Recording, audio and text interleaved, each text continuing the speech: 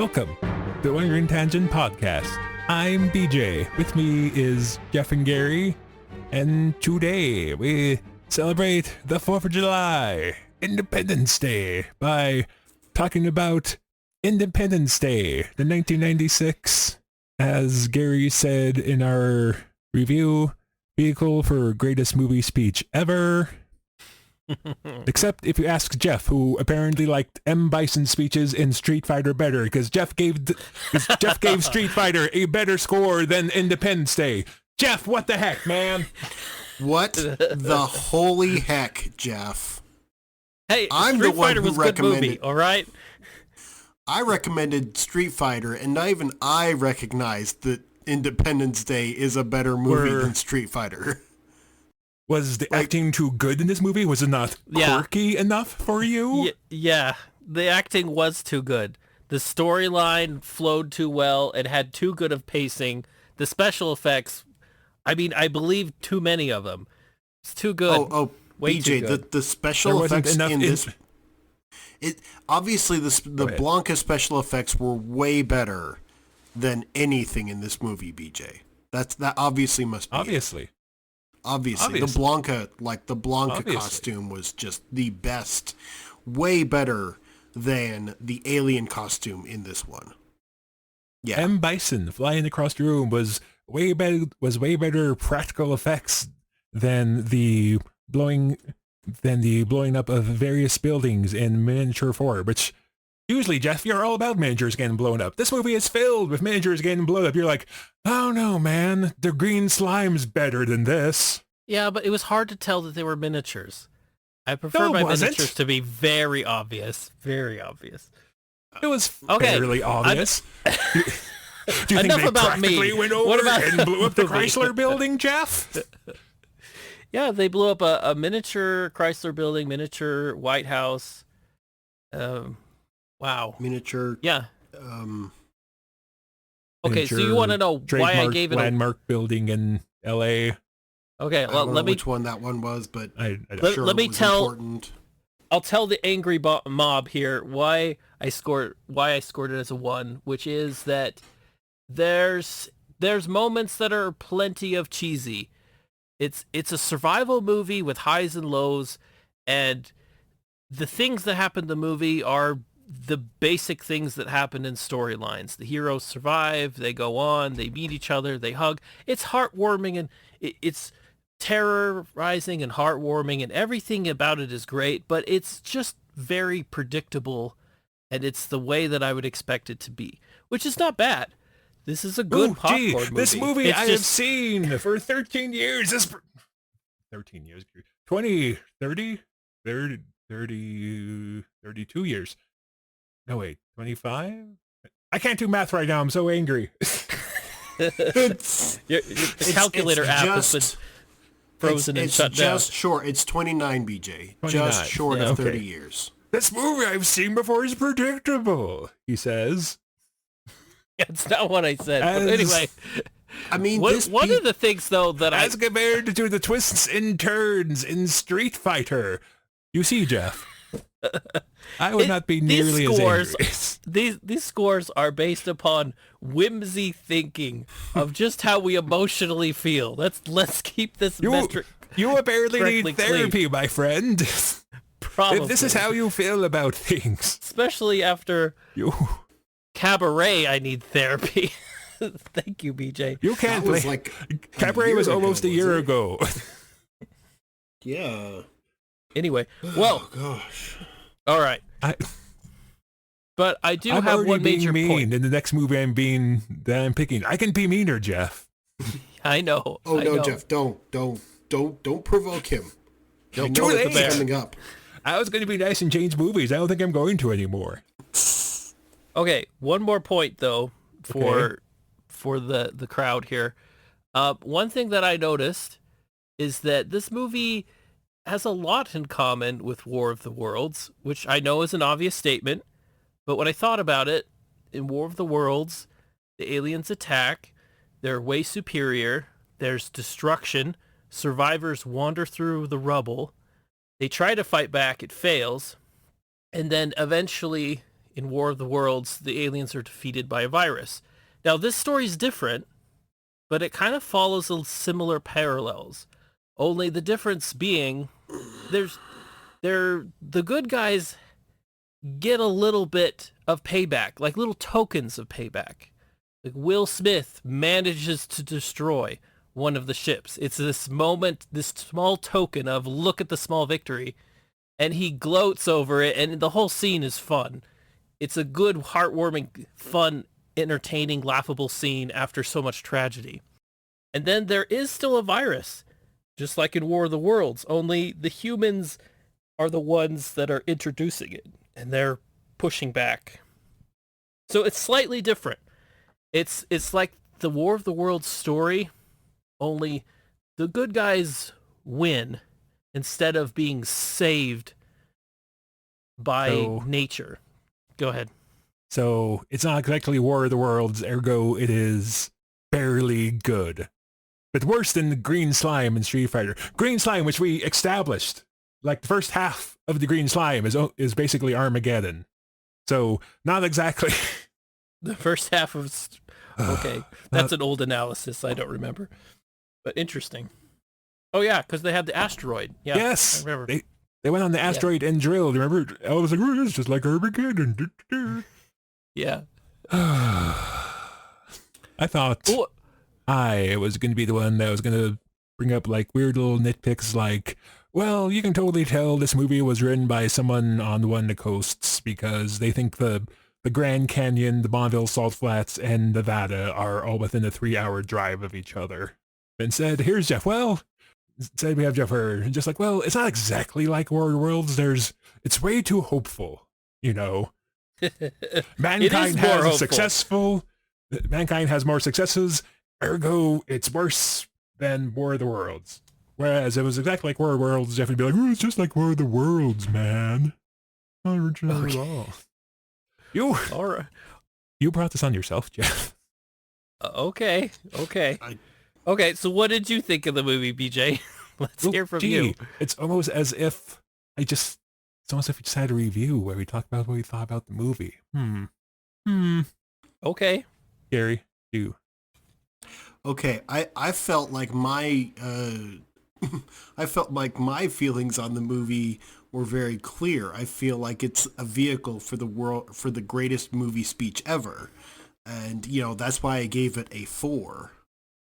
It's not a perfect movie, obviously, but I feel like at the very minimum, that speech elevates it all the way to a 4. It's okay. It's a good movie.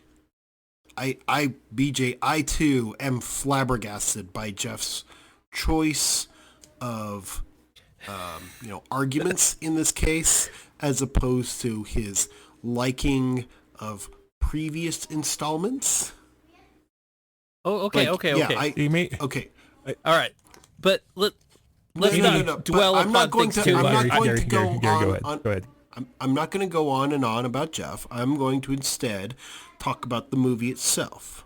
Because, yes, BJ, you're right. Like, that is one of the things that I would have to go into it about. Is like, what... Because he's going through all this, like, weird terrain. What's the geography of this movie? Yeah, what is the geography of Earth? I'm pretty sure he's pretty sure that's supposed to be the Grand Canyon he flies through. I can't think of any other canyon in the continental United States that would take that long for a jet fighter to fly through. There is a question of,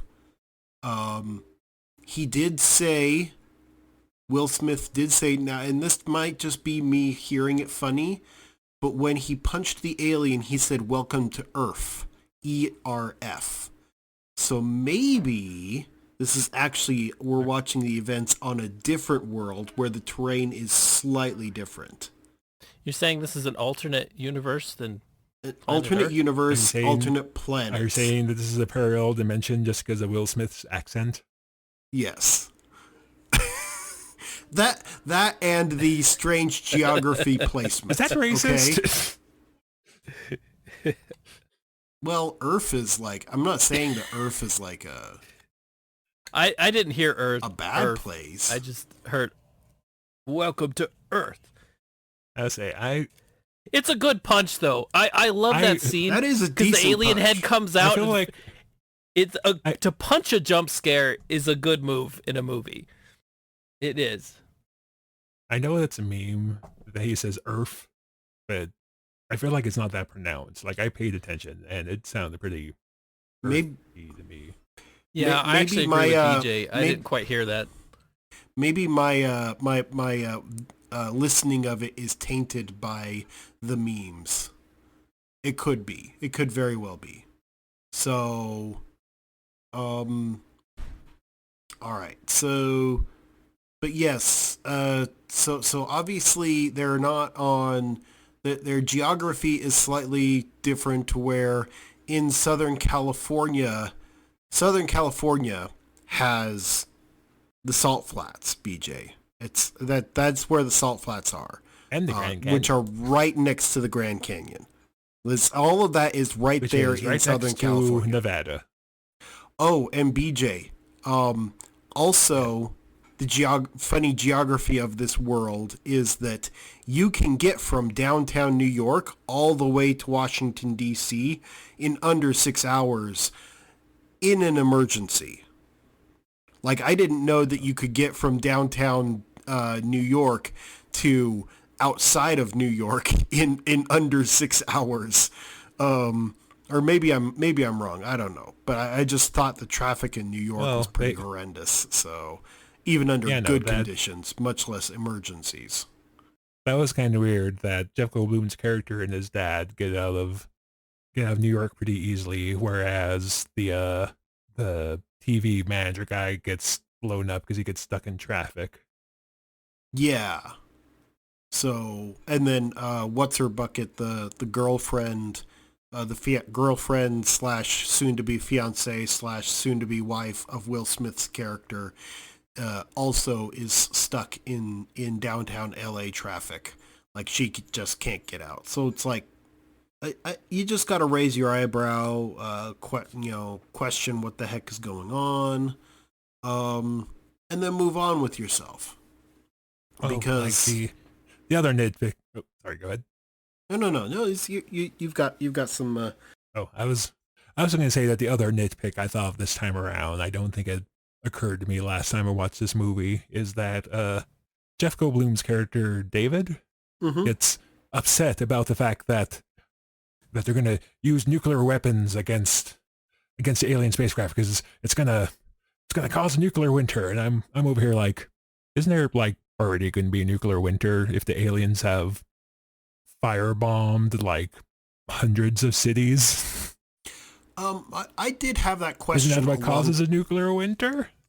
I did have a question of what exactly the weapon system that they used. So previous Gary, like young Gary, had a lot of speculation as to exactly what that weapon system is. I put way too much time into watching this and speculating with very limited knowledge base of what it could possibly be, right? My wife just said alien space lasers, but I speculated maybe space lasers, because it looks like there's lasers, but it also looks like there's some sort of thing that moves down the laser column into the buildings, right? So my guess is, and this is just pure speculation, but my guess is antimatter, Yeah, that was my idol. I'm a science here. I'm going to think about this. Not really. It's like, I don't know, antimatter maybe. And you could of explosion from that small a blast. And you could also you could also be thinking about it in the terms of the design of the alien spaceship, because if you think about it, the alien spaceship having an energy field creates a form of what's the word? Shaped charge, as it were. Yeah. So you're creating this explosion and you're forcing it along a certain path, right? So you're wiping out the city with a minimum amount of explosive because it can't go up because the alien's energy field is stopping the explosion from going up into the atmosphere, right? Or out into space. And if it goes down, it hits the Earth's crust. So the very clear path for the explosion is out sideways. So it creates this, it's kind of like, what would the explosion be described as, BJ? A donut shape of explosion? Like it just flies out the sides, or a ring-shaped explosion? Just basically wiping the city off the face of the planet while doing minimal amounts of damage to the planet itself. So, I mean, obviously this is not good for the environment in and of itself. So maybe a few, relatively clean nuclear strikes, if they worked, on the alien spaceships would be a lot less damaging, as it were. So I don't think he's I think he's just being the hippie and, saying no nukes. That's some people get the hear nuclear and they just go weird in their head. I'm guessing I don't know one of them. why they didn't drop the nukes on them while they weren't over a city, because one of his problems is that you're going to destroy them and us. And if you drop the nuke over a city, yes, you'll destroy the city, and while trying to destroy the aliens. So when they show the scene where they're dropping the nuke, they're over a city. You can see the lights under the city. Yeah, they say they're in Houston. Yeah. It might don't get be, that. Jeff. Nukes aren't exactly well, they can be, but they're not exactly a precision weapon, right? They're more of a general area sort of thing. So it might be that the alien spaceships, we don't really ever see them moving between targets, so we're not really watching them. We see them arriving at targets, but we don't see how fast it takes for them to move from target to target, right? So it seems like they did have a map where they were charting their course. Yeah, but I mean, so there was movement. It was, and that's why I'm saying it's always easier to hit a stationary target, and my guess is the only time these alien spaceships were stationary was when they were over a city. And so I guess Dallas was just like, okay, well, you guys drew the short straw, so sorry, sucks to be you. And I think at this point Dallas should be evacuated. Houston, I think it was. Houston, sorry. It was Dallas. Houston. No, whichever city in Texas. Sign said Dallas. But that's I don't know. I could be wrong. City in Texas, BJ. Oh. City in Texas. We all agree on that. Though I will say they do pull the classic movie trope of, I think I commented about this in giant monster movies, but why does this bomber have to get in 500 feet of this 15-mile long alien spaceship to throw a nuke at it? Yeah, the cruise missile should have a range of, I don't know, few hundred aren't miles? those designed to shoot at things over the curvature of the Earth? At least 10 to 20 miles. Far enough away that the bomber should be able to get out of the blast radius, right? The bomber shouldn't even be inside of the blast radius. It should be miles and miles away, and the alien spaceship, as big as it is, should be a speck on the horizon. But then again, BJ, that's not very dramatic. So, Jeff, go ahead and talk. Go ahead and talk. Yes, I'm now to the part of being mean to Jeff. I'm to the part where I feel bad about it now. So go ahead, Jeff. It goes through a cycle. First, I'm the angry. rage comes out, and then it's followed by, this is all right, such an fine. abusive relationship on my part. Anger does that, BJ.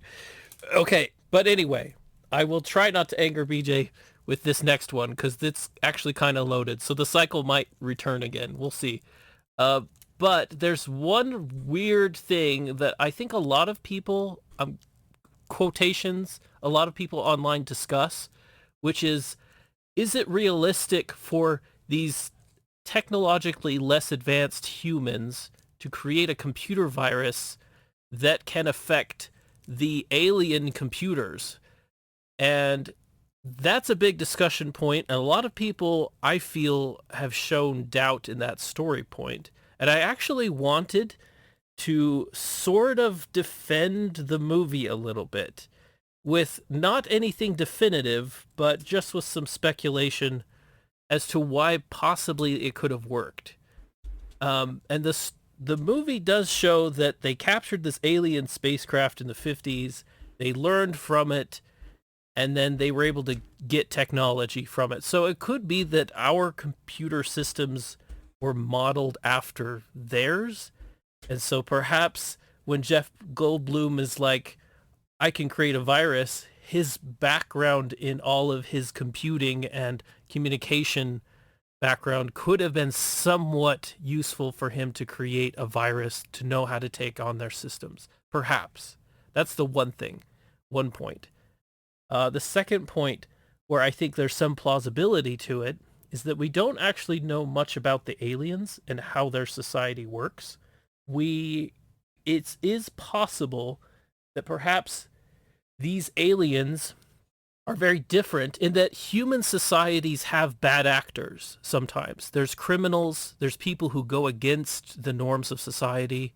So because of that, our society is set up to have security both for external threats and also internal threats.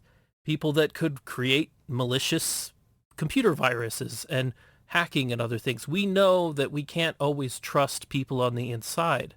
But if this alien civilization was different, that they somehow through their long survival through their civilization, they had somehow removed that criminal element, it could be that even though they're hostile to humans, these aliens have no hostility amongst themselves. They are born or hatched or come out of the cloning tube or however they get created.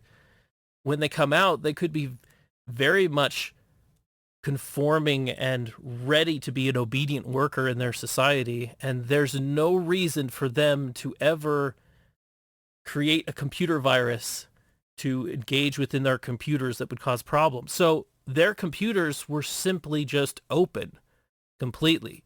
And they were not expecting the humans to fly in a ship and to interface with their computer systems. They just don't have firewalls on or anything like that within their own system, because all of the aliens would never do that, because that's something that they either evolved to not have, or maybe they genetically engineered themselves to be all part of the team, so to say. Anyway, that's my main thought, is that I think even though it's a little bit strange, perhaps there's some things about it where this little strange little human attack managed to disable their systems, and then they drop a nuke right in the control center of their mothership, and the whole thing blows it up. And it's this miracle save for the humans.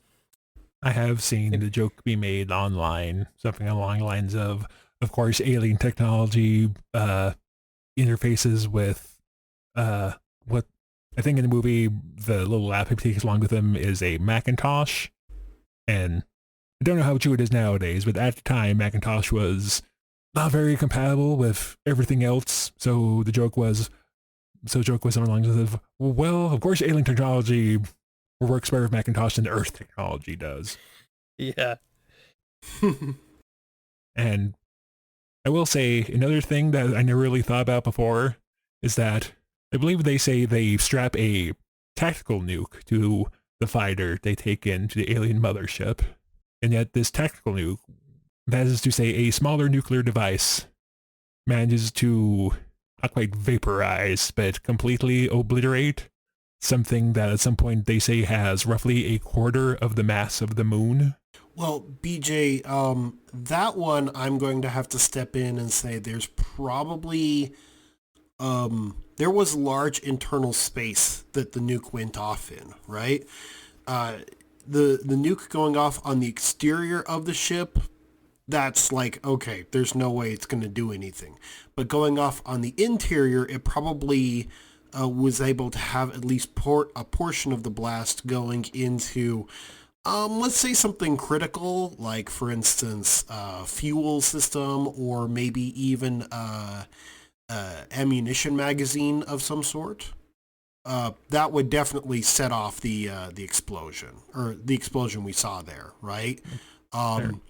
It's like the it's the classic Star Wars. You set off or you shoot what do they call it? Torpedoes? What are the proton torpedoes? The torpedoes in Star Wars, right? Not Star Trek. Star Wars. Do they use proton torpedoes? What do they use, Jeff? I think Star Wars. They have a very similar name. Believe it or not, they're like proton torpedoes. Yeah, that's what Star Wars. Yeah. I think Star Wars is proton, and Star Trek it's photon. Yes, that is correct. Okay, so it's like you shoot the proton torpedoes at the surface of the Death Star, and it does nothing. But you shoot those same proton torpedoes at the interior of the Death Star, and the whole thing goes kablooey. Same thing. So there might have been a reactor that went, like a reactor or a magazine or secondary explosions of some kind. Yeah, secondary explosions would have just annihilated this entire thing, right? They were preparing for an invasion force, so it could very reasonably be expected that they would have had some form of artillery system in that vicinity. And that artillery system would have had ammunition, and that ammunition would have exploded because of nuke. So, the downside of potential energy. Yes. I suppose they do establish the fact that these ships blow up if something goes wrong. Yes. So, did they establish that? Well, okay. When they blow up, when something explodes on the primary weapon of one of the ships on the surface, the whole thing blows up. That's true. Yeah. And that's why they do establish that. And there's a lot of unknowns about any of these. That's yet another thing that adds weight to my theory of it being an antimatter thing. So, because antimatter being disrupted in its path from spaceship to planet would definitely have the results that we're seeing in the movie. So maybe I'm just in a nitpicky kind of mood now, but now that I think about what was the original plan of throwing squadrons of fighters at this thing? Because I think they say at some point these things are like 15 miles across. Wouldn't that take an awful lot of anti-air missiles? Yeah, and the missiles they're shooting, yeah, I agree. There's in all just no way to destroy something that big. In all seriousness, you'd get a lot more bang for your buck having like an artillery battalion or just sort of like an equivalent amount of men and resources, ground base shooting up at that point. You'd get a lot more bang for your buck than you would from fighters. But then again, it's a lot more dramatic to have a fighter squadron. I suppose the argument could be made that since the whole thing takes place over 2 days, something like that, that it was probably less likely to move a bunch of artillery pieces into place as compared to a bunch of fighter aircraft. I agree with that too. That is a question, though, I do have to ask. Where did they get the aircraft? I mean, I can think of one spot where they would get it, but I don't know that you could. That would be a heroic, because, okay, so they're in the Southwest Desert. Obviously, the boneyard is there. You know what the boneyard is, right, BJ? Yeah, but they wouldn't be able to like unmothball that many planes in like a day. Yeah, that is the question. Like, I mean, I guess you could if you had enough people. Like, if you had, like, if every refugee that they brought in from that massive caravan was a skilled technician, a skilled aircraft technician, I could, and Area 51 was right next to the boneyard. Maybe I could see that as being plausible. I mean, no, I'm just trying to make this up because most aircraft they show are F-18s, right? Yes. Which was and those fairly... are naval aircraft, so maybe a lot of them are like carrier based, being sent inland. Yeah, but then when do they have pilots? I mean, if they're on the carrier, right? Yeah, like who flew it from the carrier? Yes, that does not solve the question of why. I mean, why yes, more aircraft than pilots? That does not pilots? solve the question of yeah, like there's just a bunch of fighter aircraft at this random top secret base in the middle of nowhere that they have just because, and they don't have pilots for these. And they don't have pilots for it. Yeah, I mean, I could get the idea of we have more planes than pilots. I could maybe get that, right? That somehow you had a secret reserve somewhere, but why would that secret reserve be in this research base in the middle of nowhere, 51. Nevada? Yeah. So, well, like I said in my review, not a movie to think too deeply about. If we forget all that, it's fun to take a bunch of characters that are just ordinary guys and say, okay, you're going to be the ones flying these planes now. It's fun for the audience to see that. And it also introduced one of our quirky characters. Oh, yeah. Yeah, exactly. The crop duster guy that we've been following in the story, who's part of the comedic side of things, he gets a dramatic storyline for himself. So we are running in on a bit of a hard time cap here. So I will ask the question, because I know how Gary feels about this sort of thing. Is there a sequel to this movie? If there is, I have not seen it. There is no sequel to this movie, BJ. It doesn't. There is no sequel that exists for this movie in the entire lexicon. No. Whatever. Yeah. The entire library. Are you saying this? No. Are you saying this in the way that you? How would I say this without breaking the shtick? Have you not seen this non-existent sequel, Gary? Have you perhaps imagined seeing this non-existent sequel? BJ, I will give what are we the great big about? sigh. I will give the great big sequel to this movie, Jeff. I will give a great No, I have not seen it because I did not think it looked very good. But Gary has a tendency to see these kinds of movies for some reason, so I was going to have him comment on. As a glutton for punishment, if it was any BJ, good. So, as a glutton for punishment, I will say that I have not seen a horrible movie that had zero relevance to this movie, and whose writers and directors should be absolutely ashamed of themselves for the blatant cash grab that it was. Yes. That movie that doesn't exist. What a great review. Gary has very strong feelings about this non-existent movie. This non-existent movie that if it did exist would receive a full-on -5, in my opinion. Yes, you heard it here. Perfect bad score. Maybe we should have reviewed that one. The Wikipedia article of this non-existent movie. It didn't seem very good. Yes. There's other movies that exist, and maybe it's just because this non-existent movie abuses a well-beloved IP, in my opinion. But and maybe other movies will come along that we'll be forced to watch that I will also be giving more full-on -5s. I don't know. We'll see. We'll see. Anyways. Need to have a series where you talk about movies that don't exist. So many movies that don't exist, and we're going to rate all of them. and life is so much better that they don't exist.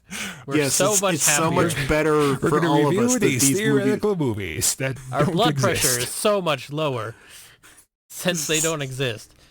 Boy howdy, we all imagined this terrible movie.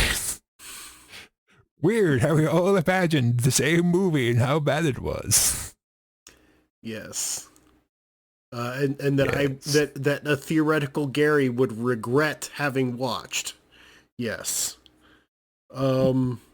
Anyways, so I don't know how you've seen all these theoretically bad movies and I haven't. But this theoretically bad movie would still have Brett Spiner in it, though, which makes even less sense. Yes, makes no sense.